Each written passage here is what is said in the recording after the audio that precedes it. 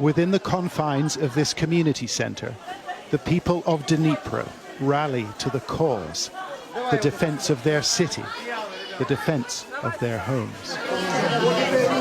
The building was a blur of frenetic energy, of civic activism and patriotism as they prepare for war. At first we were scared, really scared, but now we are ready to fight, and fight like hell. So. Some brought bed rests and blankets for the army.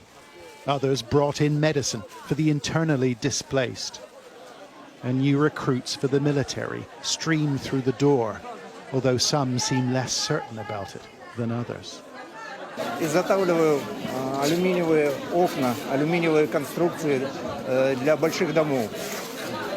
Ну, сейчас мне надо будет воевать. You're ready to fight, you're ready to use a gun. Уже готов. Раньше, может быть, у меня были какие-то сомнения, но теперь я готов точно. Это война. Katerina Kozy is a bank manager with two daughters aged 11 and 4, and she's going to fight. Are you prepared to use a weapon? Я гадаю, що так, але я стріляла тільки в тирі. Насправді, у мене не дуже там багато досвіду, але я швидко вчусь. These budding recruits will hand over their details and wait for the call. Citizen fighters in a nation which is rapidly mobilizing. And the army has hundreds of thousands to draw on. This is an extraordinary thing. A spontaneous army forms in the middle of the city, although many here have little or no military experience. But it doesn't seem to matter. The Russians have a very strong military. Моя думка, що один український воїн вартий щонайменше 7 росіян. Ukraine above all, they cry. National pride fuels donations and possible recruits, and it provides people who are ready to make arms. Round the back of the center, residents got together to make Molotov cocktails. They're messy and they're fiddly. They take time to make, but their efforts are approved by the Ministry of Defense. I worry that a lot of people could lose their lives. Мы не боимся умереть за нашу украинскую землю. We're not afraid to die for our Ukrainian land, they said. The reality of war draws in on this city, a crucial transport hub in the east. And the people who live here know they may need to fight and die for it. John Sparks, Sky News in Dnipro. Really glad you're able to join us because we want to show you something that's pretty extraordinary, actually. We're in Dnipro. It's a large industrial city in eastern Ukraine, and we are going to give you a glimpse of the Ukrainian war effort, but not in the way perhaps you were thinking originally. There are hundreds and hundreds of people here in Dnipro who have come to the center of town, and they are in the process here in this section of making Molotov cocktails.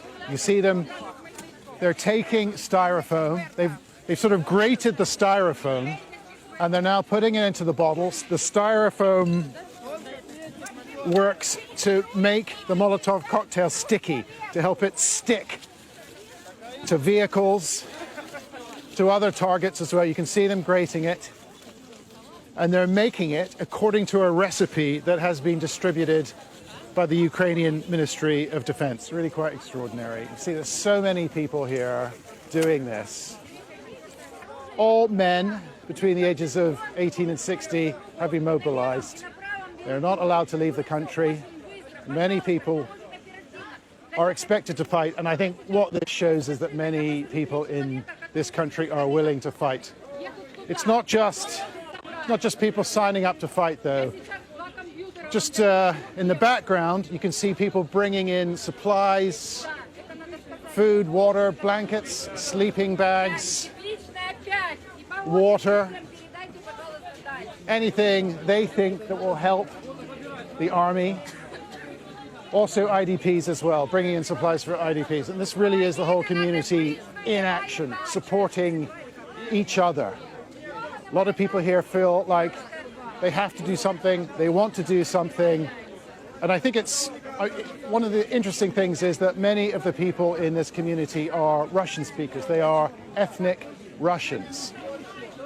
But there is very, very little support for the Russian invasion, for Vladimir Putin. In fact, we have to be careful because we don't want people to swear. There are various chants that people will use about Vladimir Putin. There's very, very deep feeling here.